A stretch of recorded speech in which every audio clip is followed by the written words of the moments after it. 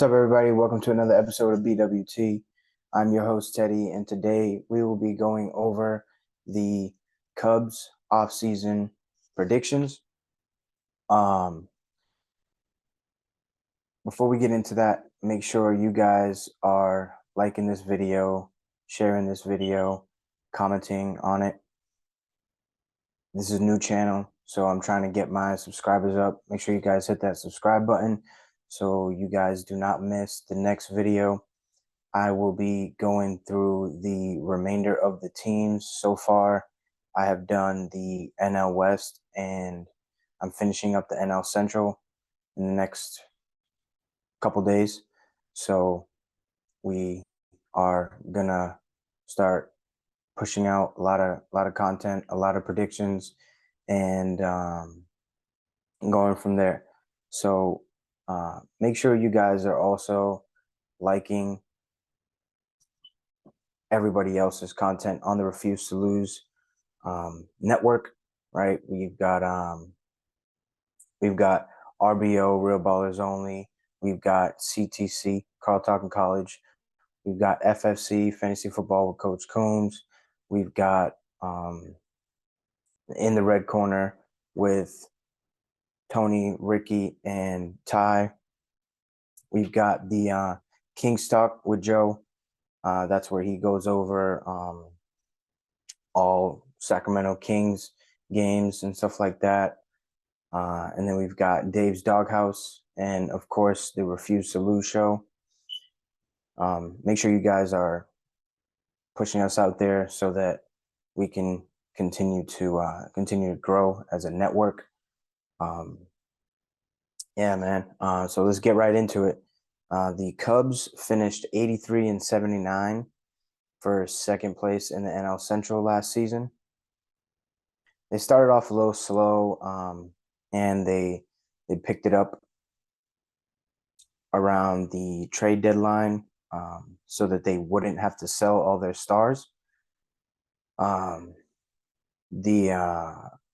really disappointed me as a Yankee fan, because the Yankees were trying to go get Cody Bellinger, and the Cubs said, no, we still feel like we are in contention for the playoffs, so we're going to keep him. And they were in it until the last week and a half of the season. So they did what they had to do, but they didn't make it. So they didn't really do what they had to do. They had some pretty good efforts from Dansby Swanson. He batted .244, 22 home runs, and 80 RBIs. Cody Bellinger batted .307, 26 home runs, 97 RBIs. Justin Steele was a Cy Young candidate. He went 16-5 with 3.06 ERA, 173.1 innings pitched, and 176 strikeouts. Seiya Suzuki batted .285 with 20 home runs and 74 RBIs. And Nico Hoerner, second baseman, batted .283 with 9 home runs, 68 RBIs. And newly acquired Marcus Stroman, he went 10-9 with a 3.95 ERA, 136.2 innings pitched, and 119 strikeouts. He's not a big strikeout guy. He's a guy who likes to actually pitch instead of using velocity to get guys out. He's more of a contact guy. So his strikeout numbers aren't really going to be as high as the other guys, especially because he's a little later on in his career. He likes to use the movement of his pitches to get hitters to roll over or not hit the ball exactly how they want to hit it to get outs. He started off really good. They were saying that he was going to potentially be a Cy Young candidate, and it ended up being Justin Steele. Another pitcher that pitched okay. He went 11-11. Drew Smyly with a 5 ERA, 142 innings pitched, and 141 strikeouts. The guy that really gets this team going was Cody Bellinger last year, a big resurgence year after the downfall of the last 2 seasons with the Dodgers. Again, he batted 307 going into a contract year. That was huge because now he is looking to get paid, right? And he's still out there on the market. If you watch my last video, I predicted him going to the Cincinnati Reds inside the division. So that takes him off the board for them. They also lost Jeimer Candelario, their starting third baseman. He batted very well this season. He was one of the guys that kept them going. And Christopher Morel was one of the young guys that really made a name for himself this season. If you guys remember, he hit a walk-off home run. And while he was rounding the bases, he untucked his jersey, started pumping his chest, all that. It was great to see. That's the type of energy that baseball needs, right? Because you don't like to see guys just hit the home run and not be excited. So Christopher Morel, watch out for that kid. He's going to have another good season, I believe. They're free agents this year. Of course, Jeimer Candelario signed with the who did he sign with? He signed with the Reds. Yep. So he went in the division, signed with the Reds. Cody Bellinger, Marcus Stroman is a free agent. Michael Fulmer is a free agent, relief guy, and Edwin Rios is also a free agent, also a relief guy. Their team needs are pitching, third base, and outfield, right? Because I don't see them signing Cody Bellinger. The Cubs are one of the 3 teams, I believe, that have not made a move yet in the postseason. They've spent zero money this offseason, which really confuses me because they were right there, right? They were right there, and they could have made maybe 1 or 2 signings so far.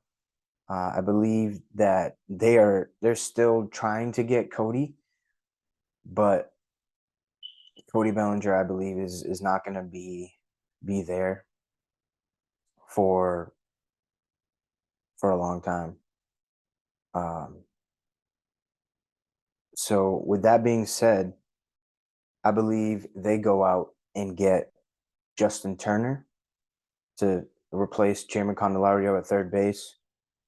I believe they go out and get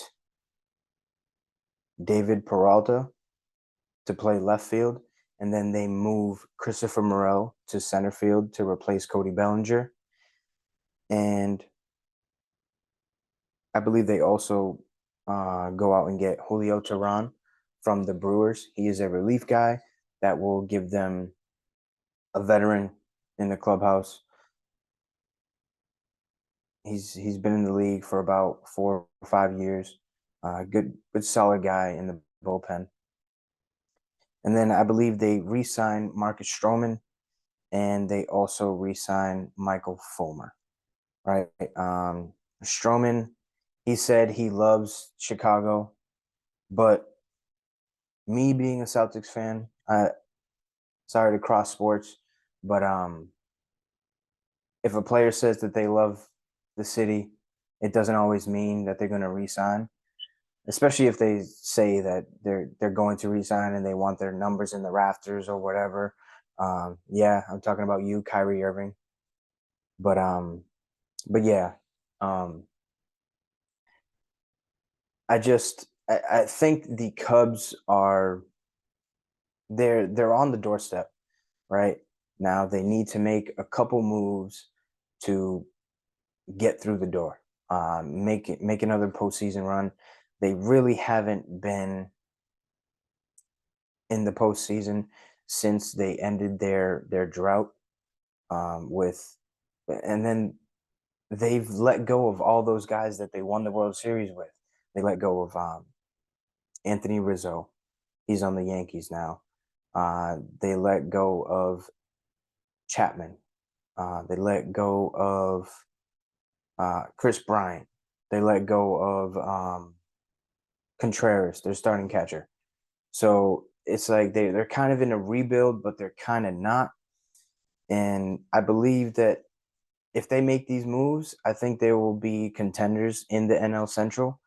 Um, and I think they probably end in the I would say the third spot in the NL Central, because I believe that the Reds and the Brewers and the Cardinals are going to fight for first place.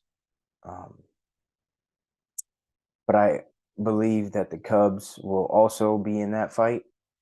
So those moves need to be done for them to get there.